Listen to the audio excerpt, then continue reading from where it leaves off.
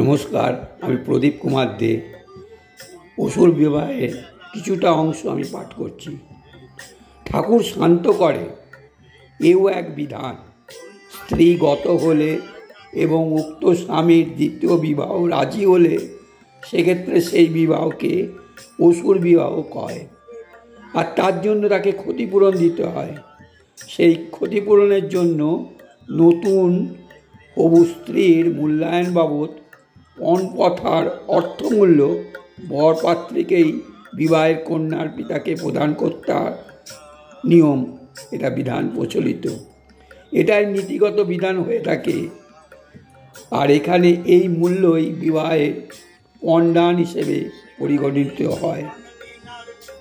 বিস্তর আলোচনার নিষ্পত্তি হয় সম্পন্ন এক অভাবনীয় দয়াল ব্যক্তির উদারতায়। ছোট্ট গ্রাম রটে যায়। মেয়ের বাবার কাছে আসে মনিরুল হক। নিজের 1 বিঘা জমি ব্রাহ্মণকে বরবরণ দিতে রাজি হয়। শর্ত মঞ্জুর করে মনিরুল হক। তবে মনিরুল হক আর একটা শর্ত দেয়, আপনি ছাড়া আর কেউ জানবে না যে এই পণের অর্থ আমি দিয়েছি।